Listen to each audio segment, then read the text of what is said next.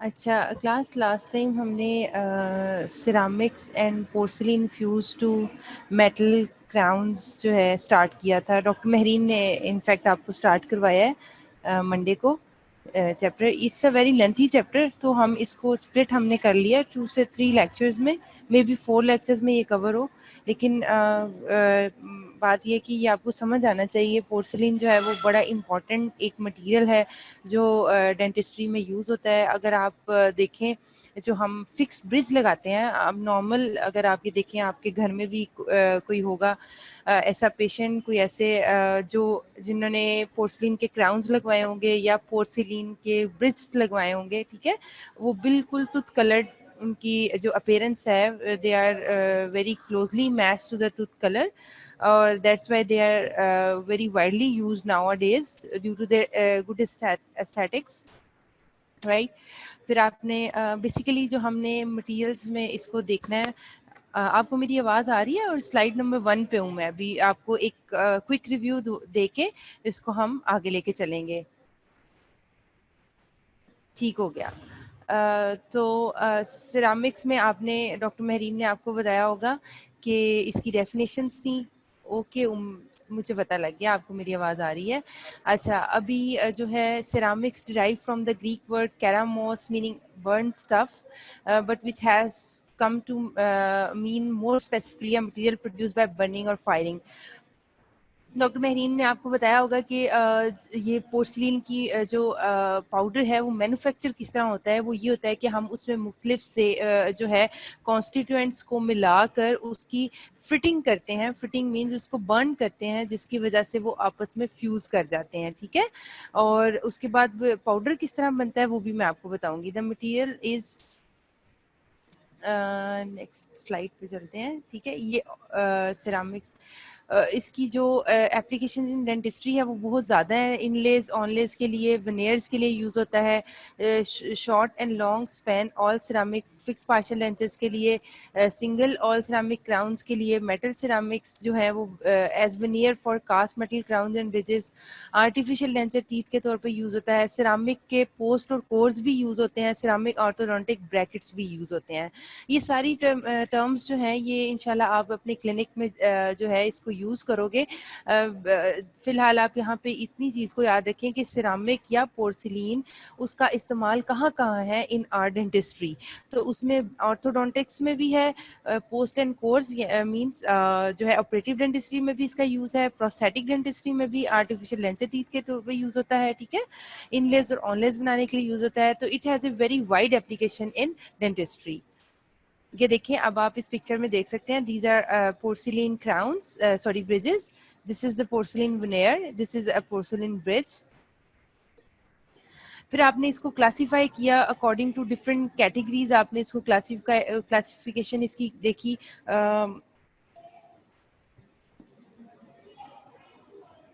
According to firing temperature, कि आपने उसका जो है जो उसको जिस टेम्परेचर पे आपने उसको, फायरिंग मीन्स होता है जैसे आपने पेशेंट का जो है इम्प्रेशन लिया, उसकी क्राउन कटिंग करने के बाद उसका इम्प्रेशन लिया, उसके बाद जो आपने पोर्सिलिन बनने के लिए दिया लैब में, तो सबसे पहले उधर उसकी फायरिंग करते हैं हम फर्नेस के अंदर। ये आज हमने प्रोसीजर बड़ी डिटेल में करना है कि व्हाट इज़ फायरिंग और what is firing temperature.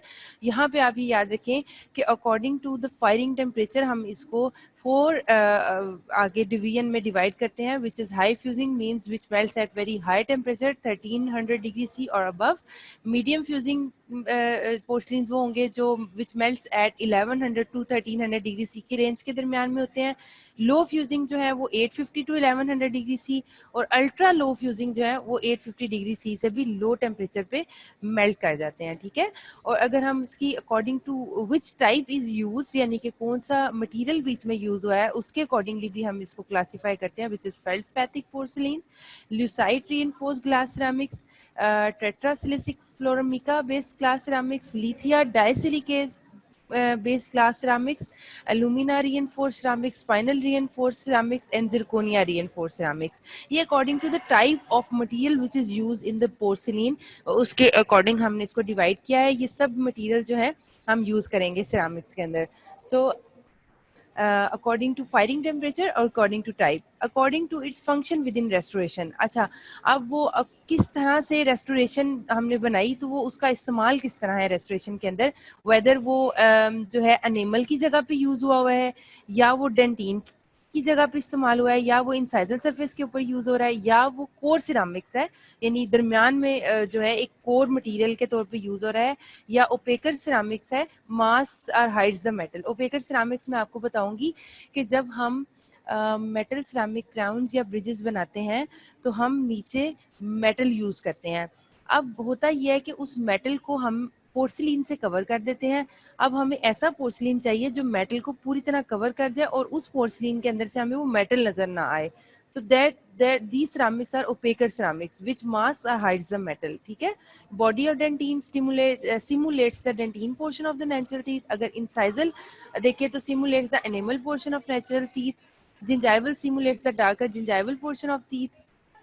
Translucent simulates translucent incisal enamel seen sometimes in natural teeth. आप देखें जो इंसाइजल एजेस हैं ह्यूमन टीथ के, they are a bit translucent than the rest of the teeth. तो हम वहाँ पे एक स्पेशल पोर्सिलीन, ट्रांसल्यूसेंट पोर्सिलीन का इस्तेमाल करते हैं ताकि हमें मकसद ये है कि हमें बहुत नेचुरल जो है वो लुक आए दांतों की।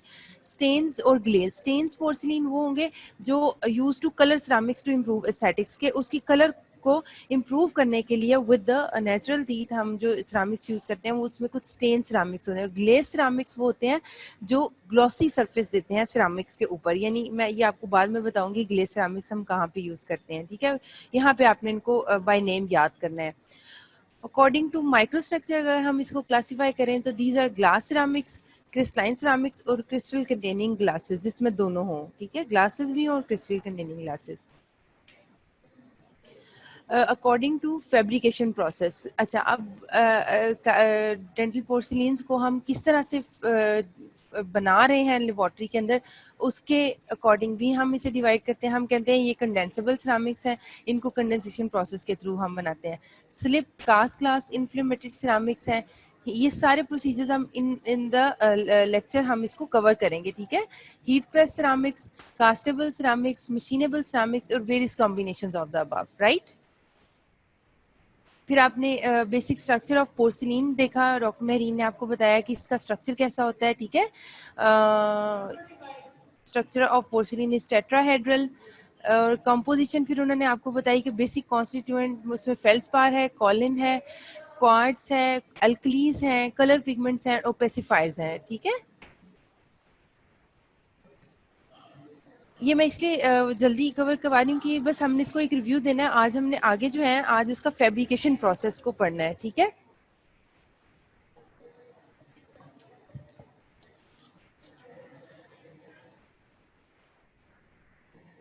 कंपोजिशन में जो सबसे पहले मेन कंपोनेंट है वो फेल्सपार है। फेल्सपार का ये दिया हुआ है नीचे formula, potassium oxide, aluminium oxide और सिलिका का कॉम्बिनेशन। ठीक है, और pure feldspathic glass is quite colourless and transparent, right. फिर कॉलिन होता है इसमें white clay like material, it acts as a binder. Kaolin जो है वो बाइंडर के तौर पे एक्ट करता है and gives opacity to the mass. ठीक है, ओपेसिटी हमें चाहिए होती है इसके अंदर, ओपेसिटी भी कहीं पे चाहिए होती है, कहीं पे ट्रांसल्यूसेंसी चाहिए होती है। तो kaolin basically provides opacity to the mass. फिर हमने इसकी कॉम्पोजिशन में देखा कि क्वार्ट्स भी है। ठीक है, क्वार्ट्स जो है strength provide strength and hardness to porcelain. ठीक है, alumina it gives strength and opacity to the porcelain, it alters the softening point and increasing the viscosity of porcelain during firing. ठीक है, ग्लास मॉडिफायर्स होंगे इसमें। Too higher the concentration of alkalies is not good because it reduces the chemical durability of the ceramic, it may cause glass to devitrify, crystallise. ठीक है, glass modifiers हम इसमें डालते हैं, फिर ओपेसिफायर्स भी कुछ हम डालते हैं to give the opacity to the porcelain to simulate the natural teeth. Colour modifiers are required to adjust the shade of the dental ceramic. आप जब क्लिनिक में अपने इंशाल्लाह प्रैक्टिस करेंगे तो आप देखेंगे कि हर बंदे का जो टीथ शेड है it is different from the other.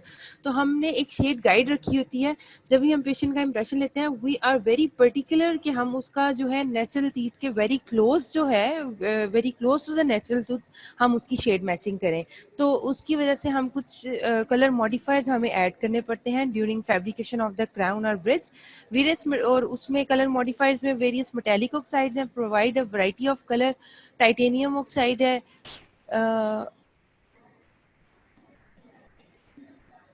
निकल ऑक्साइड है, कॉपर ऑक्साइड है, मैग्नीज ऑक्साइड है और कोबाल्ट ऑक्साइड है। These oxides provide basically the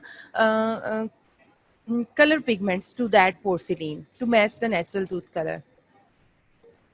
I think आपने यहाँ तक उस दिन इसको कवर किया है।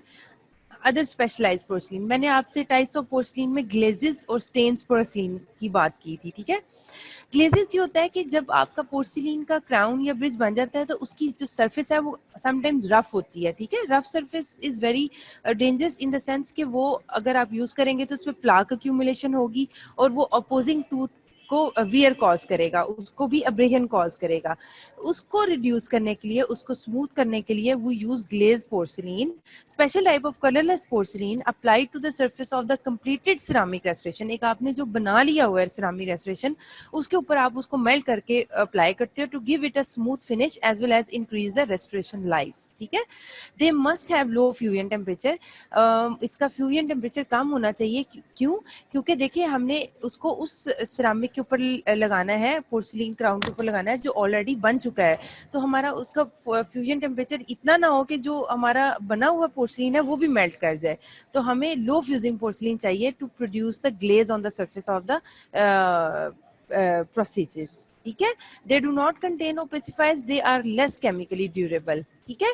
ये इनके अंदर ओपेसिफायर्स नहीं होते, they just give the shine and smoothness to the already fabricated porcelain crowns और ब्रिज और any other restoration made of porcelain. Stains जो है मैंने आपको बताया they are porcelain powders containing a high concentration of colour modifiers. Colour modifiers हम डालते हैं सो दैट कि हम देख सकें कि ये उस जो नेचुरल टीथ है उसके साथ ये मैच कर रहा है कि नहीं। देखिए आप जब पेशेंट के मुंह में लगाते हो तो उसको हमें एडजेसेंट टूथ के साथ देखना पड़ता है कि यार उसके साथ वो मैच भी हो रहा है कि नहीं हो रहा, ठीक है। तो ये बड़ा इंपॉर्टेंट एक फैक्टर है। कई दफ़ा आपको लगाने के बाद उसको चेंज करना पड़ता है क्योंकि उसकी शेड मैचिंग नहीं होती प्रॉपर। तो stains porcelains are those porcelain powders containing a high concentration of color modifiers. They too have low fusion temperature made possibly by increased content of glass modifiers. Glass modifiers आप डालते हो to lower the fusion temperature, ठीक है। तो इसमें भी आप gloss modifiers डालोगे। Stains are used to provide individual colour variation in finished restoration, जैसे मैंने आपको पहले बताया है। ऑप्लेसेंट पोर्सिलिन्स और opaquer porcelains, these are specialised porcelains में आपको। ऑप्लेसेंट्स जो है एक ना ऑप्टिकल फिनोमेना है, ठीक है। Is a light scattering effect, light scattering effect achieved by, excuse me, is light scattering effect achieved by the addition of small amounts of metallic oxides having a high refractive index and particle size near to the light wavelength, ठीक है। ओप्लेसेंस एक ना optical phenomena है जिसकी तरह एक object जो है वो ओपल एक ऑब्जेक्ट की तरह आपको नजर आता है, ठीक है, ओपल। तो इस तरह के पोर्सिलिन की लुक भी इस तरह की होती है, ठीक है। Therefore the availability of opalescent porcelains adds further to the ability to match natural tooth appearance in every way. ये हम ओप्लेसेंट पोर्सिलिन यूज करते हैं ताकि वो जो है टूथ के साथ बिल्कुल सही मैच कर जाए जो पोर्सिलिन है। उसी तरह अगर हम देखें तो ओपेकर पोर्सिलिन्स है। Opaquer porcelains are specialized type of porcelains used to conceal the metal core in porcelain fuse to metal crown restorations, ठीक है। अब मैं आगे आपको बताऊंगी कि हम कुछ पोर्सिलिन्स के नीचे मेटल का इस्तेमाल करते हैं, बल्कि कुछ नहीं, मोस्ट ऑफ द टाइम हम जो अभी भी क्लिनिक में बनाते हैं उसके नीचे मेटल लगाते हैं, क्योंकि जो सिंपल पोर्सिलिन है वो इतना स्ट्रॉन्ग नहीं होता कि वो ओरल कैविटी में इतने स्ट्रेसेस को बर्दाश्त कर सके, ठीक है। उसके ऊपर फिर सबसे पहले हम नीचे एक मेटल की लेयर लगा देते हैं to make it strong restoration. लेकिन उसका नुकसान ये है कि मेटल को अब हमने किसी ऐसे पोर्सिलिन से कवर करना है कि जिसमें से वो मेटल हमें नजर ना आए। अगर वो नजर आएगी तो आपका तो एस्थेटिक्स ही सारा खराब हो जाएगा। That's why we use opaque porcelains, specialized type are used to conceal the metal core in porcelain fused to metal restorations. It is the first layer applied before the addition of the regular porcelain. सबसे पहले आप metal की covering लगाते हो, metal के cover के ऊपर फिर आप ओपेकर पोर्सिलिन लगाते हो, ओपेकर पोर्सिलिन के बाद आप एक रेगुलर पोर्सिलिन जो आपने यूज करनी है वो लगाते हो. It has high concentration of opacifiers. Definitely उसके अंदर हम बहुत सारे ओपेसिफायर्स डालेंगे ताकि हम जो उससे हम फंक्शन चाह रहे हैं वो हमें अचीव हो जाए. Some amount of color modifiers are also added. ठीक हो गया.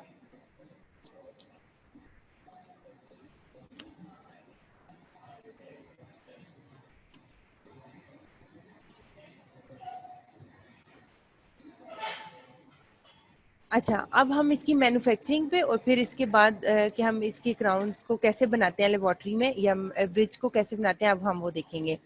पोर्सिलिन पाउडर जो है वो कैसे बनता है. एक तो हमने पोर्सिलिन का प्रोसेस बना दिया ना, ठीक है, कि जी क्राउन बन के आ गया. इससे पहले जो है वो पाउडर फॉर्म में कैसे बनता है.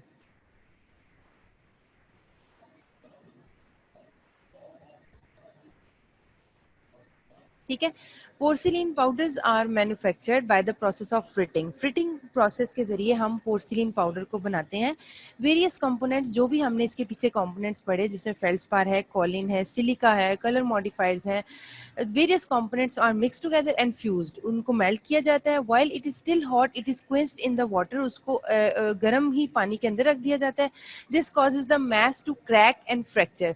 जिसकी वजह से वो जो एकदम से जब हम उसको ठंडा करते हैं तो उसमें क्रैक्स और फ्रैक्चर आ जाते हैं, मेकिंग इट इजियर टू. फिर उसका हम पाउडर बना लेते हैं. यानी सबसे पहले हमने वेरियस कंपोनेंट्स को मिक्स किया, उनको आपस में जोड़ा, फ्यूज किया विद हीटिंग, और जब वो हॉट थे उसको फौरन हमने पानी में डाल दिया जिसकी वजह से उसमें ब्रिटलनेस आ गई, उसमें क्रैक्स और फ्रैक्चर प्रोड्यूस हो गए और फिर हमने उसका पाउडर बना लिया. Most of the chemical reaction takes place during the manufacture. अच्छा, अब आप ये भी बात याद रखिएगा कि जो इन कंपोनेंट्स के दरमियान केमिकल रिएक्शन होता है वो फिटिंग प्रोसेस के दौरान होता है. अब जब हमने इसको लेबोरेटरी में इसका प्रोसेस बनाना है तो फिर इतना केमिकल रिएक्शन उसके अंदर नहीं होंगे. उसमें सिर्फ ये होगा कि पाउडर उस जुड़ के उस फॉर्म में आ जाएगा जिस फॉर्म में हम उसको चाहते हैं. ठीक है. Most of the chemical reaction takes place during the manufacture. During subsequent firing in the firing is different, fritting is different. Fritting is the process जिसकी वजह से हम पोर्सिलिन पाउडर बनाते हैं.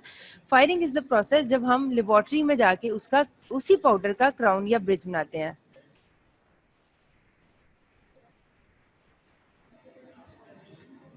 There is not the porcelain powder simply जो firing process है उसमें porcelain powder simply fuses together to form the desired restoration.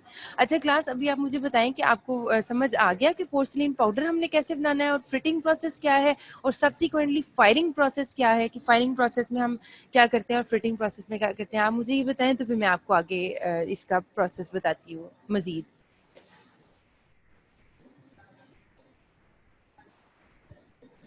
आपको समझ आ गया कि फिटिंग प्रोसेस क्या है और फायरिंग प्रोसेस क्या है.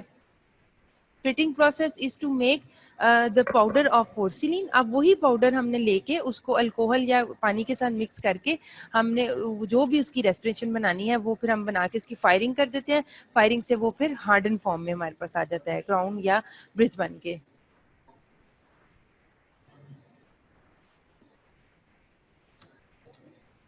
Do you understand? Up till now.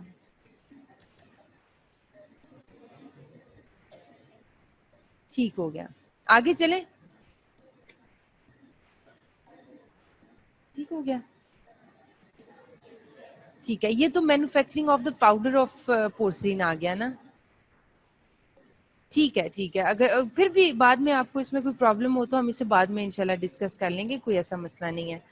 अच्छा, अब तो ये हमने पाउडर. अब हमने मैनिपुलेशन एंड टेक्निकल कंसीडरेशन. अब पाउडर हमारे पास आ गया, ठीक है, लैब टेक्नीशियन के पास आ गया. अब उसको हमने इंप्रेशन लेके भी दे दिया कि ये पेशेंट की हमने क्राउन कटिंग किया. अब हमें इसका पोर्सिलिन क्राउन या इसका पोर्सिलिन ब्रिज जो भी हमने बनाना है हमने उसको दे दिया.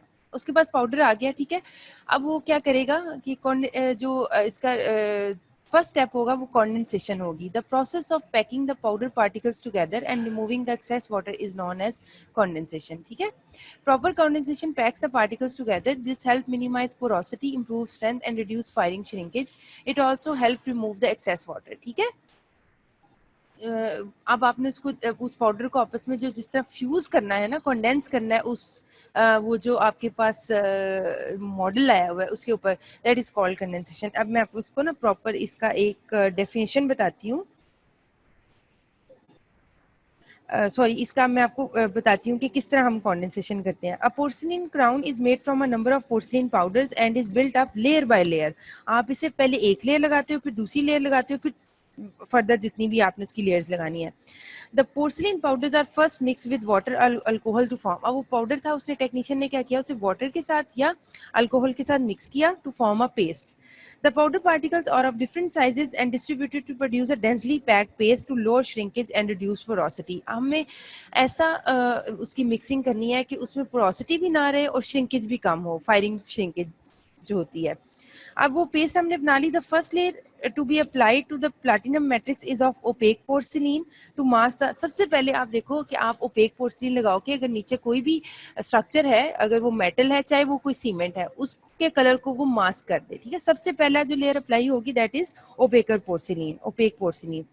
The second layer is made up of body और डेंटिन पोर्सिलिन। हम दूसरी लेयर उस पोर्सिलिन की लगाएंगे that simulates the appearance of natural dentin. ठीक है, the second layer is made up of body और डेंटिन पोर्सिलिन। ये मैं आपको कंडेंसेशन का प्रोसेस बता रही हूँ। ठीक है, it forms the bulk of the crown and contains greater amount of pigments. फिर थर्ड लेयर जो होगी enamel porcelain forms the surface और third layer. It provides translucency and tooth like, और उसकी अपीयरेंस जो है वो दांत की तरह की होगी। each layer of paste of porcelain is thoroughly condensed and vibrated to bring water to the surface। आपने वाइब्रेशन करनी है, साथ साथ टक नीचे उसको ना वाइब्रेट हल्का हल्का करते जाना है ताकि जो भी उसमें एयर बबल्स हैं वो ऊपर को आ जाए और एक्सेस वाटर भी उसमें से रिमूव आउट हो जाए। This water is absorb with blotting paper, और वो जो सरफेस के ऊपर पानी आएगा उसको आप ब्लॉटिंग पेपर, अब्जॉर्बिंग पेपर के साथ अब्जॉर्ब करते जाओगे।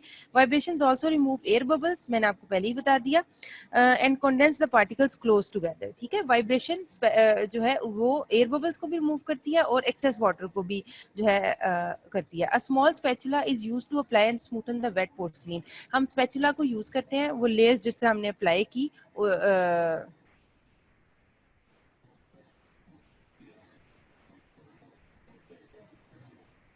ठीक हो गया, वाइब्रेशन और स्पैचुलेशन, और फिर तीन लेयर्स लगा के आपने उसको उसके ऊपर जो भी आपके पास मॉडल है लगा के रख लिया। अब वो पेस्ट फॉर्म में था, आपने लेयर्स बना के रख दी। अब आपने उसको हार्डन करना है। हार्डन करने के लिए हम उसको फायरिंग फर्नेस में रखते हैं। अब फायरिंग का प्रोसेस क्या होता है, the process of sintering and fusing the particles of condense. अब वो जो आपने मैस कंडेंस कर दिया ना, जो अप्लाई कर दिया है उसके ऊपर जो भी कटिंग मॉडल था आपके पास, अब आपने उसको आपस में फ्यूज और उसको हार्डन करना है। The process of sintering and fusing the particles of the condense mass is known as firing. The powder particles flow and fuse together during the firing, making the restoration dense and strong and harden. Firing is done in a porcelain furnace. Special porcelain furnaces होती हैं जिसके अंदर हम इसको रख देते हैं, जिसमें वो फिर फ्यूज कर जाता है पाउडर पार्टिकल्स आपस में। The porcelain furnace, modern furnaces are computer controlled and have built-in programs to control the firing cycle. The programs can also be changed by the operator. ठीक है, firing cycle, the entire program of the preheating firing, पहले आप अंदर porcelain condense porcelain रखने से पहले आप उसको गर्म करते हो। ठीक है, the entire program of the pre heating firing subjecting to vacuum subjecting to increase pressure holding and cooling is known as firing cycle. The firing cycles vary depending on the stage, opaquer firing, dentin firing, glaze firing, depend करता है कि हम कौन सा वाला जो है porcelain use कर रहे हैं। तो opaquer has the highest temperature and the glaze has the lowest temperature, क्योंकि हर पोर्सिलिन का फ्यूजिंग टेम्परेचर डिफरेंट होता है, तो हम डिफरेंट तरह का टेम्परेचर यूज करते हैं। सो फायरिंग असल में क्या है, अब आप सिर्फ इसको सुनते जाएं। The purpose of firing is simply to fuse the particles of powder together to form a restoration. Simple अगर आप इसकी डेफिनेशन देखना चाहते हो तो the purpose of firing is simply to fuse the particles of powder together to form a restoration. The thermochemical reactions between the ingredients were completed during fritting process. मैंने आपको पहले बताया कि केमिकल रिएक्शन फ्रिटिंग प्रोसेस के दरमियान complete हो चुका हुआ था, यहाँ पे कोई केमिकल रिएक्शन नहीं होगा। It is simply the fusion of the powder particles. Firing is simply the fusion of powder particles. The porcelain furnace has a platinum wire winding to the width and high fusion temperature.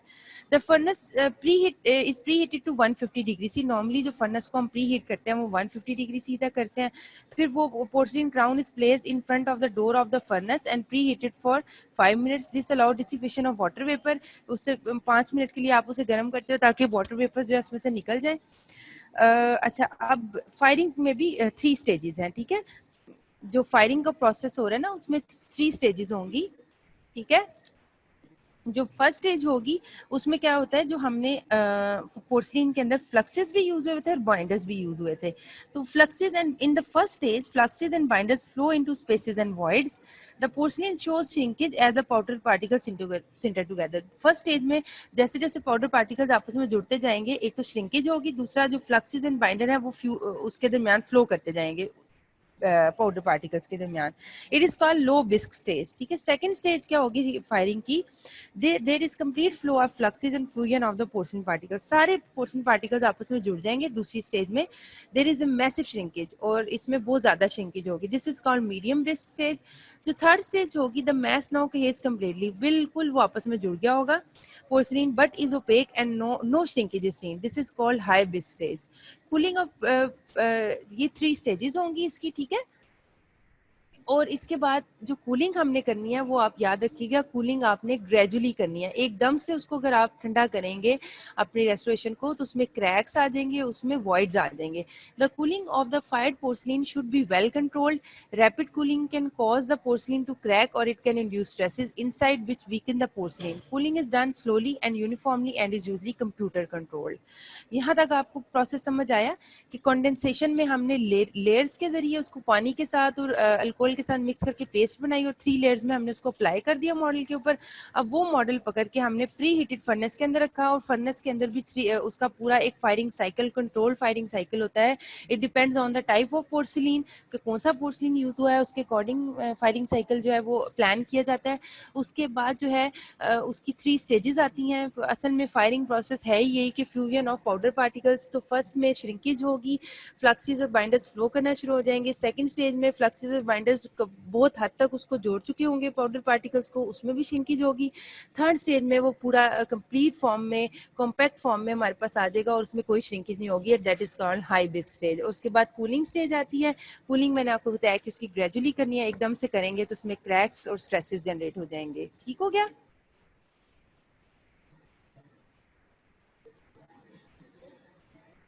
यहाँ तक आपको पूरा process समझ आया कि किस तरह हमने उसकी फायरिंग की, कूलिंग की. उसके बाद अब जब आपके पास रेस्टोरेशन बन के आ जाती है तो मैंने आपको बताया था कि उसकी रफ सरफेस होती है which should not be which is not required. उसकी रफ सरफेस को हमें स्मूथन करना बहुत ज़रूरी होता है. ठीक है, तो the restoration is smoothen with, फिर हम उसके लिए एक ग्लेजिंग पोर्सलिन यूज करते हैं विच इज लो फ्यूजिंग. मैंने आपको बताया था जिसका मेल्टिंग टेम्परेचर बहुत कम होता है. The restoration is smoothen with a fine stone prior to glazing to remove gross scratch marks. ठीक है, हम फाइन स्टोन की एक स्टोन लेके उससे पहले उसके स्क्रैच मार्क्स को दूर करते हैं.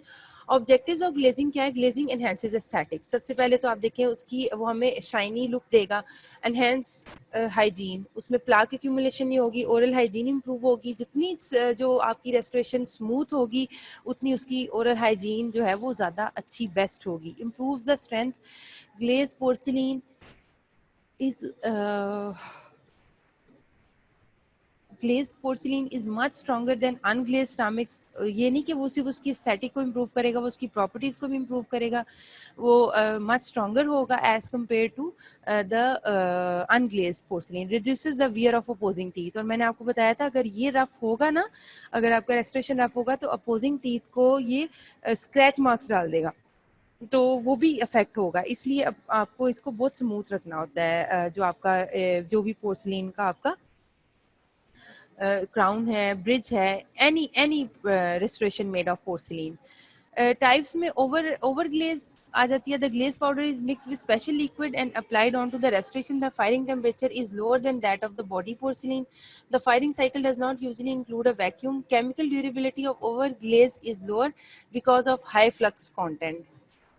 Self glaze a separate glass layer is not applied. अच्छा, ओवर ग्लेज और इसकी टाइप्स बताई हुई हैं कि ओवर ग्लेज है और सेल्फ ग्लेज है। ओवर ग्लेज होता है कि आप एक अलग से ग्लेजिंग पोर्सिलीन लगाते हो, और सेल्फ ग्लेज वो है कि उसमें आप अलग से कोई नहीं लगाते। A separate glass layer is not applied, instead the restoration is subjected to a controlled heating at its fusion temperature. उसमें क्या करते हो कि आपने वो जो बना दिया हुआ ना पोर्सिलीन, उसको दोबारा से उसके फ्यूजन टेम्परेचर पे लेके जाते हो, तो वो सरफेस मेल्ट होकर दोबारा से एक स्मूथ लेयर बना देती है। This causes only the surface layer to melt and flow to form a vitreous layer resembling glaze. ठीक है, ओवर ग्लेज वो हुआ जिसमें आपने सेपरेट से ग्लेजिंग पोर्सिलीन यूज किया, और सेल्फ ग्लेज वो हुआ कि आपने उसको उसके फ्यूजन टेम्परेचर पे हीट अप किया, तो वो जो है वही सरफेस लेयर मेल्ट होकर दोबारा से उसने एक शाइनी सरफेस हमें दे दी। ठीक है,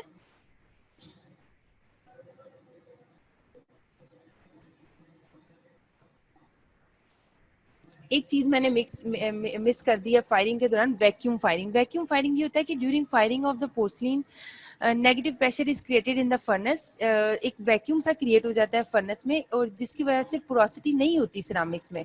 this vacuum is later release during the pressure in the furnace. The increase pressure helps to further reduce the size of any residual air bubbles not eliminated by the vacuum. ठीक है, the vacuum is not activated during the glaze firing. Glaze firing के दौरान vacuum fire की नहीं जरूरत होती। Vacuum negative pressure vacuum firing की तब हमें जरूरत होती है, हम चाहते हैं कि उसमें कोई पोरोसिटी ना आए हमारे रेस्टोरेशन में। अच्छा, ग्लेजिंग भी हो गया। यहाँ तक आपको पूरा प्रोसेस समझ आया कि किस तरह आपने उसकी कॉन्डेंसेशन की, किस तरह आपने उसकी फायरिंग की, वैक्यूम फायरिंग क्या है, कूलिंग कैसे की, और फिर आपने उसकी ग्लेजिंग, उसको शाइनी सरफेस कैसे दी। ठीक है, यहाँ तक आपको समझ आया? ठीक हो गया।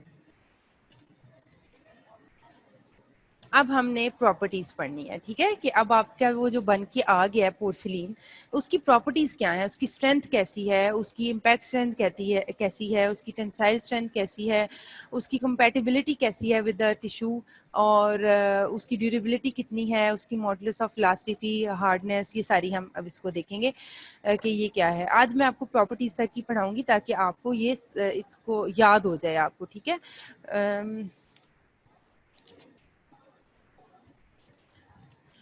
पहले प्रॉपर्टीज की तरफ जाने से पहले,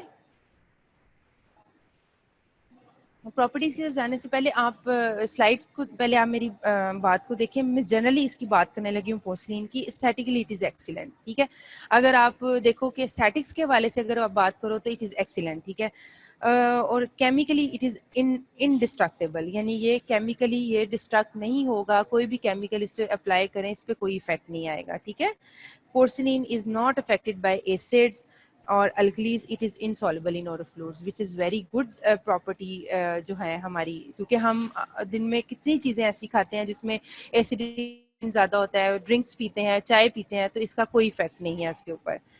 thermal coefficient of expansion is very near to enamel and dentine.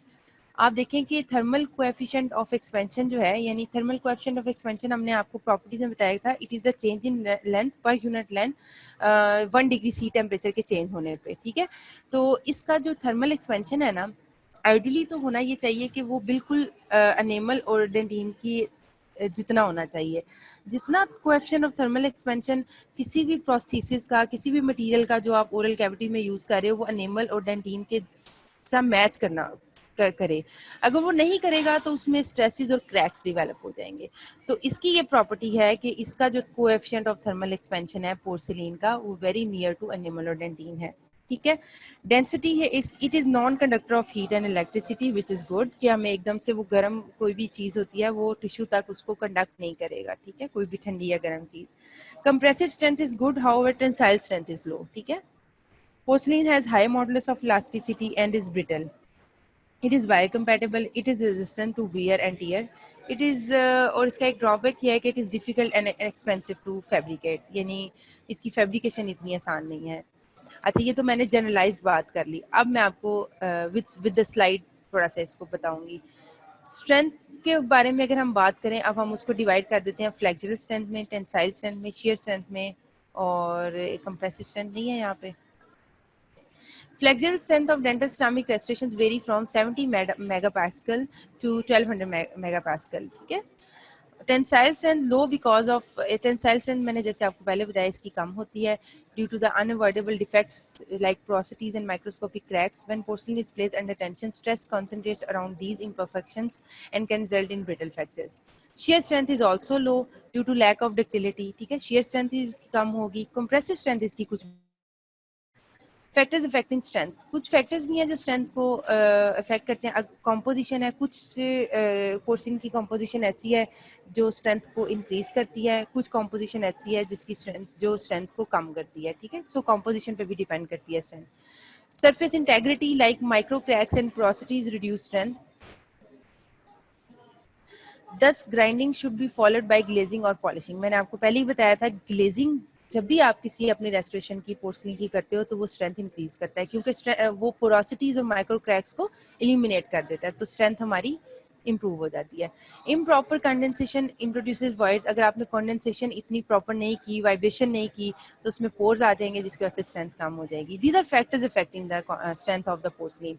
Firing procedure, inadequate firing करेंगे या ओवर फायरिंग करेंगे तब भी उसकी स्ट्रेंथ पे फर्क आएगा. ठीक है, अगर हम इसकी मॉडुलस ऑफ इलास्टिसिटी पे बात करें, modulus of elasticity is basically the stiffness of the material. तो पोर्सलिन हैज हाई स्टिफनेस और इसकी modulus of elasticity ranges from 69 to 210 megapascal for the various ceramic system, यानी इसकी रेंज दी हुई है. अगर हम सरफेस हार्डनेस की बात करें तो ये बहुत ज़्यादा हार्ड होता है. ठीक है, इसकी विकर्स हार्डनेस नंबर 370 से 400 है than natural teeth. It is harder than natural teeth. ठीक हो गया. अब्रेसिवनेस ऑफ सिरेमिक्स, अब ये देखें वो बहुत ज़्यादा हार्ड होता है तो ये मैंने आपको पहले बताया था कि अपोजिंग टूथ को वियर एंड टीयर कॉज कर देता है. तो अनग्लेज्ड अब्रेसिवनेस क्या होती है? आपने एक पेशेंट को पोर्सलिन लगा के, पोर्सलिन का क्राउन लगा के फॉर एग्जांपल भेज दिया, आपने उसकी ग्लेजिंग नहीं की, तो क्या होता है कि अनग्लेज्ड और unpolished the surface of porcelain can cause severe wear of natural teeth. जो opposing natural teeth होगा उसको severe wear and tear cause करेगा resulting in dentine exposure, और उसका यहाँ तक कि उसका dentine expose हो जाएगा. Furthermore, bruxism, occlusal interferences and excessive masticated load favor it. Therefore, porcelain restoration must always be glazed or polished after grinding. ठीक है, हमेशा याद रखें कि उसको glazing और polishing के बगैर पेशेंट के मुंह में नहीं लगाना. Wear of enamel occurs by the gouging action caused by the asperities projecting crystals on the ceramic surface. ठीक है, the abrasiveness of the ceramic depends on the type of asperities present. Aluminium and zirconia are more abrasive than plain glass. ठीक है, अब आगे types बताई हुई हैं कि एल्यूमिनियम और जिरकोनिया ज़्यादा abrasive action cause करते हैं than a normal traditional porcelain. Prolonged exposure to carbonated drinks increase the wear of enamel. Ultra-flow fusing ceramics are less abrasive to enamel than conventional ceramics. ठीक है, ultra low fusing जो कम temperature पे melt हो जाते हैं उनकी जो एब्रेसिवनेस effect है वो कम होता है than conventional ceramics. Ceramics having smaller crystal size or finer particles shows reduced enamel wear. ये कुछ फैक्टर्स हैं जो बता रहे हैं कि किस तरह उसकी एब्रेसिवनेस जो है वो कम हो सकती है to the opposing enamel layer. ठीक हो गया. अच्छा, अब हम अगर उसकी थर्मल प्रॉपर्टीज की बात करें, थर्मल प्रॉपर्टीज में मैंने आपको बेसिक जो जनरलाइज बताया था, it is non conductor of heat and electricity. ठीक है, तो फिर थर्मल कंडक्टिविटी की अगर हम बात करें, porcelain has low thermal conductivity which is important to prevent extreme cold or heat transmission to the dental tissues. और अगर कोएफिशिएंट ऑफ थर्मल एक्सपेंशन की हमने बात की थी, जनरली हमने ये कहा था कि it is very near to enamel and dentin. तो coefficient of thermal expansion ideally should be closely match to the enamel and dentin. Extreme differences मैंने आपको बताया था कि अगर वो उसके साथ डिफर करेगा तो can induce a lot of stresses in the ceramic leading to immediate और सब्सिक्वेंट फेलियर. फ्रैक्चर आ जाएगा, उसमें वॉइड्स आ जाएंगे. ठीक है, some of the veneering ceramics for metal ceramics have value ranging from 6.5 to 7.8. ठीक है, the coefficient of thermal expansion value for metal ceramic alloys have to be lower to improve its compatibility with ceramics. ये आपको जब मैं metal ceramic crown करवाऊंगी ना तो फिर मैं आपको बताऊंगी कि उसका कोएफिशिएंट ऑफ थर्मल एक्सपेंशन कितना होना चाहिए. यहाँ तक आप बस ये बात याद रखिए कि coefficient of thermal expansion of porcelain should match with the enamel and dentin. Right. Properties of fuse porcelain. Specific gravity की अगर हम बात करें, the true specific gravity of porcelain is 2.242. The specific gravity of fire porcelain is usually less than 2.222 because presence of air voids. Specific gravity का weight actually अगर हम उसकी बात करें, dimensionally it is very stable, ठीक है। Chemical stability की भी अगर बात करें तो मैंने आपको बताया कि it is insoluble in oral fluids, it is resistant to most solvents, ठीक हो गया।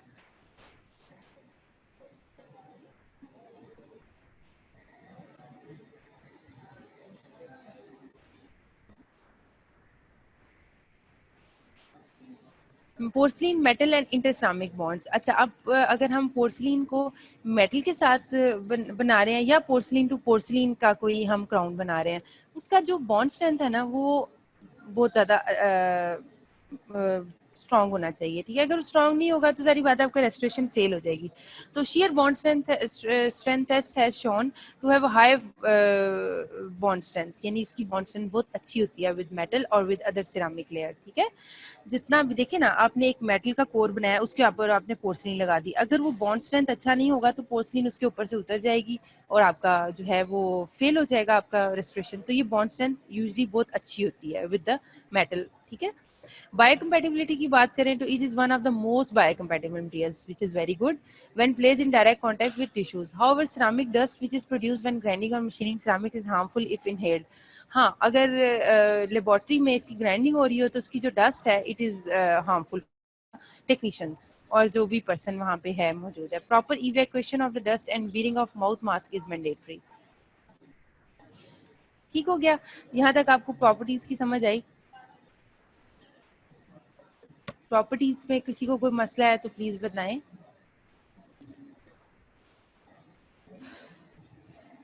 क्लास आपको प्रॉपर्टी में कोई मसला है तो मुझे बताएं, नहीं तो हम इसकी एस्थेटिक प्रॉपर्टीज को देखें अभी, ठीक है। एस्थेटिक प्रॉपर्टीज में हम थोड़ी सी डिटेल में बात करेंगे क्योंकि एस्थेटिक हमने बताया था कि इसकी एक्सीलेंट है, ठीक है। In general they have excellent aesthetic properties specially all ceramic restorations. अगर हम, एक तो होता है ना मेटल सिरामिक की जिसके नीचे मेटल यूज हुई है, लेकिन मेटल सिरामिक से भी जो सारे सिरामिक का पूरा पोर्सलिन का क्राउन बना है उसकी एस्थेटिक्स बहुत ज्यादा जबरदस्त होती है। It is able to match adjacent tooth structure in translucency, colour and intensity. Some of the current ceramics are also able to match the fluorescence of natural teeth under certain artificial lighting, ये disco lights, ठीक है। मैंने अगर आपको optical properties मैंने ही आपको पढ़ाई थी, और अगर आपको याद हो हमने एक फ्लोरेसेंस का फिनोमिना पढ़ा था। फ्लोरेसेंस का फिनोमिना हमने ये पढ़ा था कि नेचुरल टीथ में ये एक अल्लाह ताला ने एक आप कह लें एक प्रॉपर्टी बनाई है कि वो ऑब्जॉर्व करता है लाइट को और फिर एमिट करता है लार्जर वेवलेंथ की लाइट को। अब मुझे भी थोड़ा सा कंफ्यूजन हो रही है, वो लार्जर वेवलेंथ थी तो उसको एमिट करता है, तो जिसकी वजह से टूथ ना शाइनी अपीयरेंस देता है। तो अगर आप कोई भी पोर्सलिन का दांत बनाते हो, अगर आप उसमें फ्लोरेसिंग एजेंट नहीं ना डालोगे, तो जब आप उसको डिस्को लाइट्स में किसी आर्टिफिशियल लाइट्स में देखोगे तो आपको ब्लैक कलर का नजर आएगा और शाइनी नजर आएगा, नजर नहीं आएगा। तो इस इफेक्ट को जो अल्लाह ताला ने कुदरती इफेक्ट रखा है उसको मैच करने के लिए आप कुछ फ्लोरेसिंग एजेंट डालते हो, ठीक है। The color stability is also excellent. It can retain its color and gloss for years. हमने composite की जब बात की थी तो आपने कहा था with time वो उसकी कलर जो है वो खराब होना शुरू हो जाता है, लेकिन पोर्सलिन एक ऐसा मटेरियल है जिस जो लॉन्ग टाइम उसकी कलर स्टेबिलिटी मेंटेन रहती है, ठीक है। तो इन जनरल फिर अगर हम बात करें तो एस्थेटिक इसकी बहुत अच्छी है, ठीक है। Metal ceramic restoration do not have the, अगर हम मेटल सिरामिक रेस्टोरेशन की बात करें तो वो इतना ज़्यादा एस्थेटिकली एक्सीलेंट नहीं है। उसकी वजह क्या है? Darkening of gums around the margin of the restoration. Gums जो है ना मार्जिन मेटल सिरामिक रेस्टोरेशन के, वो आहिस्ते आहिस्ते डार्क होना शुरू रहते हैं, जो एस्थेटिकली अच्छा नहीं लगता पेशेंट को। कई दफ़ा क्या होता है, visibility of the margin as a dark line because of display of metal. ये मैं आपको बताती हूँ, ये पिक्चर है यहाँ पे,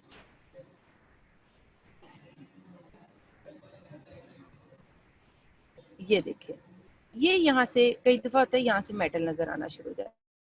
पेशेंट आता है वो कहता है ये ना, तो ये जो है इसका एक कंसर्न है, एस्थेटिक कंसर्न मेटल सिरामिक का, नॉन ये ऑल सिरामिक का नहीं, मेटल सिरामिक का, यहाँ मेटल नजर आना शुरू हो जाती है, ठीक है। ठीक हो गया। Darkening of gums around the margin of the restoration और visibility of the margin as a dark line because of display of metal. Certain aesthetic concerns have been raised when the dense opaque layer is visible through thin crowns.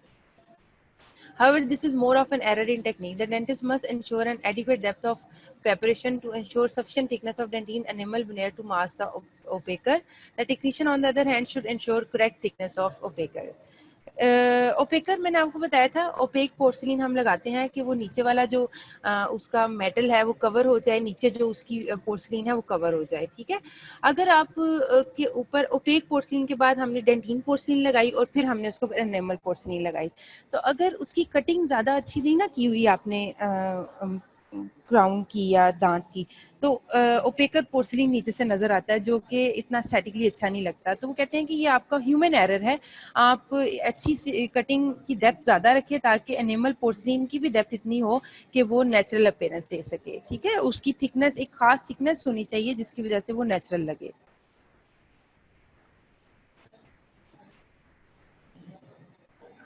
Some पोर्सलिन्स are highly translucent, कुछ porcelain बहुत ज़्यादा translucent होंगे जिसमें डाइकर आप पढ़ेंगे, whereas others are highly opaque जिसमें आप zirconia पढ़ेंगे। The translucent one pick up the color of the underlying cement porcelains together with internal and external stains are visible to them, mimic almost any effect seen in natural teeth.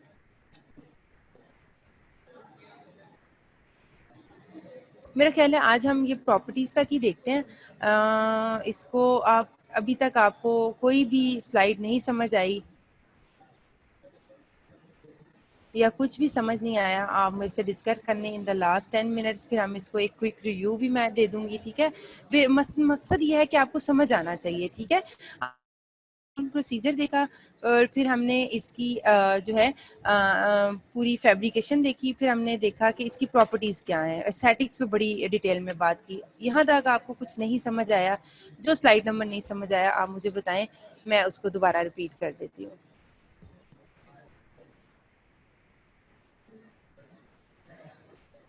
Fluorescence, Alisha fluorescence का ना Philips में बड़ा अच्छा दिया हुआ है phenomena, आप बेहतर होगा वहाँ आपको बता देती हूँ।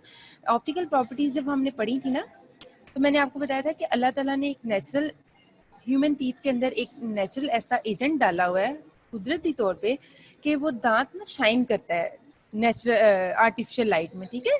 उसमें शाइनिंग सी आती है, आपने अक्सर देखा होगा कि शाइन कर रहे होते हैं दांत।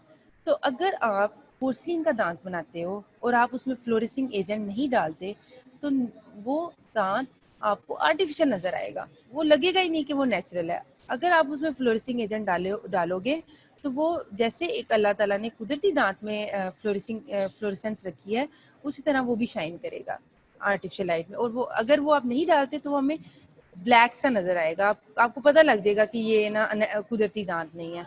तो एक अच्छा डेंटिस्ट, कामयाब डेंटिस्ट वही है जो ऐसी रेस्टोरेशन बनाए जो वेरी नियर टू नेचर हो, ठीक है। ये है फ्लोरेसिंग का फिनोमेना। आपने इसको जाके, कोई मसला नहीं, आप जितनी बार मर्जी पूछो, लेकिन एक दफ़ा आपने जाके फिलिप्स में ऑप्टिकल प्रॉपर्टीज में फ्लोरेसेंस देखना है, क्योंकि ये एग्जाम पॉइंट ऑफ व्यू से भी बड़ा इंपॉर्टेंट फिनोमेना है। ये क्वेश्चन इस तरह से पेपर में आ सकता है कि why the crowns made of porcelain appear black in artificial light or appear missing। तो आपने फिर इसका ये आंसर रीजन ये बताना है कि may be the fluorescing agent is not present in those restorations, that's why those restorations appear black or missing uh, in artificial light, okay। Any question please, कोई आपको नहीं समझ आया वो, I am waiting. Slide number बता दें, मैं उसको रिपीट कर देती हूँ। पीछे से जो डॉक्टर मेरीन ने बताया, अगर उसमें से कोई स्लाइड नहीं समझ आई तो वो बता दें। यहाँ तक आपको बहुत अच्छे से आना चाहिए। नेक्स्ट फिर हम आपको ऑल सिरामिक क्राउन्स बताएंगे, फिर आपको बताएंगे मेटल सिरामिक। और coefficient of thermal expansion of metal ceramic मैंने आपको इसलिए नहीं अभी बताया कि जब हम मेटल सिरामिक क्राउन्स को पढ़ेंगे तो फिर मैं आपको बताऊंगी कि coefficient of thermal expansion metals का कितना होना चाहिए। क्विक रिव्यू मैं करवा देती हूँ मेटल सिरामिक रेस्टोरेशन में कोएफिशिएंट ऑफ थर्मल एक्सपेंशन क्या होना चाहिए, ठीक है। मैं करवा देती हूँ सामा।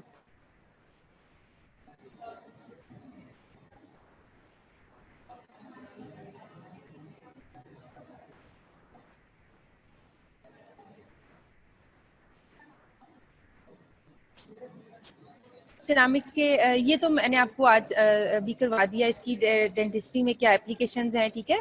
और फिर हमने इसकी देखी क्लासिफिकेशन, हमने इसको फायरिंग टेम्परेचर के अकॉर्डिंग क्लासीफाई किया, अकॉर्डिंग टू द टाइप की कौन सी टाइप का पोर्सिलिन है वो हमने इसको क्लासीफाई किया, अकॉर्डिंग टू इट्स फंक्शन हमने इसको क्लासीफाई किया, according to the microstructure, according to fabrication process, ठीक है। फिर हमने इसका स्ट्रक्चर देखा कि वो इसके स्ट्रक्चर किस तरह का होता है। इसका हमने देखा structure of porcelain is tetrahedral, ठीक है। और फिर हमने इसकी कॉम्पोजिशन देखी कि इसमें फेल्डस्पार होता है, कॉलिन होता है, क्वार्ट्ज है, एलुमिना, अल्कलीज और कलर पिगमेंट्स हैं और ओपेसिफायर्स हैं, ठीक है। उसके बाद फेल्डस्पार देखा, कॉलिन देखा। मैं ये आपको इसलिए नहीं बता रही कि डॉक्टर मेहरीन ने भी आपको बताया, मैंने भी आज इसको रिपीट करवाया, मैं आपको अपना लेक्चर जो है थोड़ा सा डिटेल में बताती हूँ। क्वार्ट्ज का क्या रोल है, एलुमिना स्ट्रेंथन करता है, ग्लास मॉडिफायर्स जो है वो क्या उसका रोल है, ओपेसिफायर्स का क्या रोल्स है, कलर मॉडिफायर्स क्या करते हैं, ठीक है, और कौन कौन से कलर मॉडिफायर्स हैं, ठीक है। ग्लेजेस, अच्छा यहाँ से मैंने अपना लेक्चर स्टार्ट किया था कि ग्लेजेस पोर्सलिन कौन से हैं जो ग्लेज प्रोवाइड करते हैं to the already fabricated porcelain. और ग्लेज हम क्यों देते हैं या मैंने बड़ी डिटेल में आपको बताया कि ताकि वो उसकी स्ट्रेंथ इंप्रूव हो, ताकि वो एस्थेटिकली अच्छा लगे, ताकि वो ऑपोजिट टूथ को कोई इफेक्ट ना करे, उसको रफ ना करे, उसके अंदर एब्रेसिव इफेक्ट ना कॉज करे, ठीक है।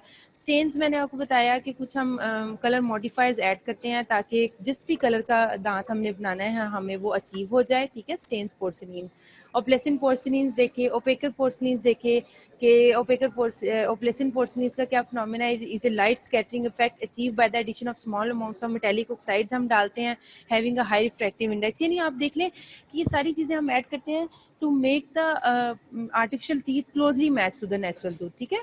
और ओपेकर पोर्सिलिन जो है वो हैं जो नीचे अगर मेटल हमने लगाई हुई है या नीचे कोई भी सीमेंट है उसके कलर को वो कवर कर जाए, वो हमें नजर ना आए अंदर से, ठीक है। ओपेक मतलब उसको कवर कर जाए, उसके ऊपर एक लेयर सी आ जाए।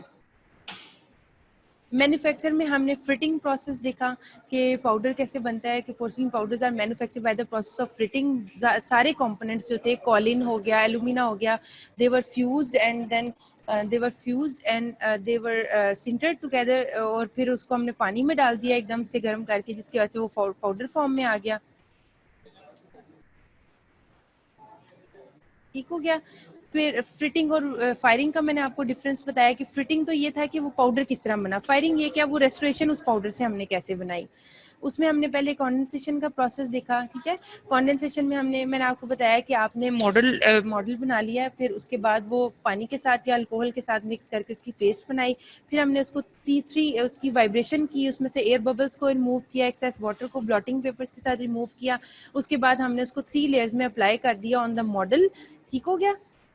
फिर हमने उस फर्नेस को प्री हीट किया 5 मिनट्स के लिए। फिर हमने वो जो हमारा कंडेंस्ड पोर्सिलिन था उसको हमने उस फर्नेस के अंदर रखा और फायरिंग साइकिल प्रोग्राम्ड होता है, मैंने आपको बताया हर पोर्सिलिन का डिफरेंट होता है, उसको अंदर किया। और वो फिर 3 स्टेजेस में मैंने बताया कि हाई बिस्क से, लो बिस्क से, मीडियम बिस्क से 3 स्टेजेस में वो उसकी फायरिंग कंप्लीट हुई, ठीक है। वैक्यूम फायरिंग का बताया, प्री हीटिंग और कूलिंग का फिनोमेना बताया कि it should be gradually cooled to avoid the cracks and stresses जो भी इसमें पोर्सिलिन में ना जनरेट हों, ठीक है।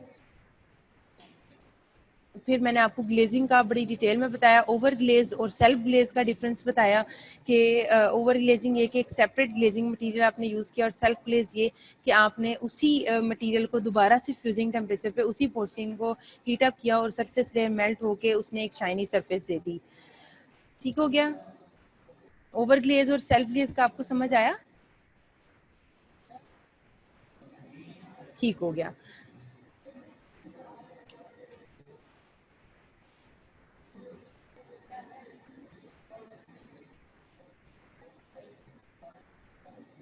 थैंक यू, ठीक है। आगे अब आपने फिर मैंने आपको इसकी प्रॉपर्टीज़ बताई। प्रॉपर्टीज़ में मैंने आपको जनरलाइज थोड़ा सा बताया कि ये एस्थेटिकली बहुत अच्छा है, aesthetically it is excellent, it can be produced in any colour to match the colour of the natural teeth. फिर मैंने आपको बताया कि okay okay okay class. Chemically जो है it is very inert, it is indestructible, porcelain is not affected by the acids और alkalis, it is insoluble in oral fluids, और thermal coefficient of expansion is very near to enamel and dentine, which is very good property to avoid to avoid any stresses. ठीक है, it is non conductor of heat and electricity, इस ये heat और electricity को conduct नहीं करता। Compressive strength is good, however tensile strength is low. Flexural strength इसकी मैंने आपको बताई, टेंसाइल स्ट्रेंथ लो है, shear स्ट्रेंथ लो है इसकी। पोर्सलिन हैज़ हाई, अगर हम इसकी हार्डनेस की बात की हमने, तो porcelain has high modulus of elasticity and is brittle. It is biocompatibility की अगर बात करें तो it is the most biocompatible material because of its glossy surface, prevents plaque accumulation। ठीक है, porcelain is resistance to wear and tear. ठीक है, it is difficult and expensive to fabricate, इसको बनाना थोड़ा सा मुश्किल है। फिर हमने बात की कि कौन कौन से फैक्टर्स हैं जो इसकी स्ट्रेंथ को इफेक्ट करते हैं। अगर इसके कॉम्पोजिशन है वो स्ट्रेंथ को इफेक्ट करेगी, और कि किस चीज़ से ये बना हुआ है सरफेस, अगर इसकी आपने अच्छी तरह से मैनिपुलेट किया है तो इसकी स्ट्रेंथ ज़्यादा होगी। अगर उसमें एयर बबल्स नहीं है, उसमें वॉइड्स नहीं आए, तो उसकी स्ट्रेंथ ज़्यादा होगी। अगर आपने उसकी अच्छे से ग्लेजिंग किया है तो उसकी स्ट्रेंथ इंप्रूव होगी। अगर आपने उसकी कॉन्डेंसेशन अच्छे से की है और तो तब भी उसकी स्ट्रेंथ इंप्रूव होगी। मॉडुलस ऑफ इलास्टिसिटी, इसकी सरफेस हार्डनेस बहुत ज़्यादा होती है। अब्रेसिवनेस की मैंने बात की कि अगर अनग्लेज्ड है, अनपॉलिश्ड है, तो it can cause wear and tear on the opposing teeth. ठीक है, थर्मल प्रॉपर्टीज की हमने बात की, तो it is non conductor of heat and electricity. Coefficient of thermal expansion की हमने बात की। स्पेसिफिक ग्रेविटी जो है वो इसकी 2.2 से 2.3 के दरमियान है। Dimensionally it is very stable, chemically stable है, it is insoluble and impermeable to the oral fluids. ठीक हो गया। इसका बॉन्ड जो है वो अच्छा होता है विद द अदर पोर्सलिन, और अगर आपने मेटल नीचे यूज़ किया है तो it has a high strength bond which is very good for the prosthesis. It is one of the most biocompatible materials. Aesthetically मैंने बताया it is excellent. Metal ceramic restorations में कुछ, अगर all ceramic restoration है वो तो excellent है, लेकिन metal ceramic restorations में कुछ reasons हैं जिसकी वजह से ये थोड़ा सा compromise होता है। उसके वो reason है darkening of gums around the margins of the restoration, visibility of the margins of the metals, or certain aesthetic concerns have been raised when the opaque layer is visible. Opaque layer visible नहीं होनी चाहिए। ठीक है, that's all from today's lecture. Any question? आपको समझ आया यहाँ तक ceramics, porcelain जो भी हमने पढ़ा? Any question class? Thank you very much for listening. और कोई भी क्वेश्चन हो, अगर यहाँ आपको कोई पॉइंट नहीं समझ आया या कोई मेरे से कोई पॉइंट मिस हो गया, तो आप मुझे ग्रुप में मैसेज कर दें, जैसे भी, या कॉल भी कर सकते हैं, कोई मसला नहीं। ठीक है, थैंक यू वेरी मच। ठीक हो गया, चलें, ठीक है। ओके देन, अल्लाह हाफिज़। इंशाल्लाह फिर मुलाकात होगी। अल्लाह हाफिज़।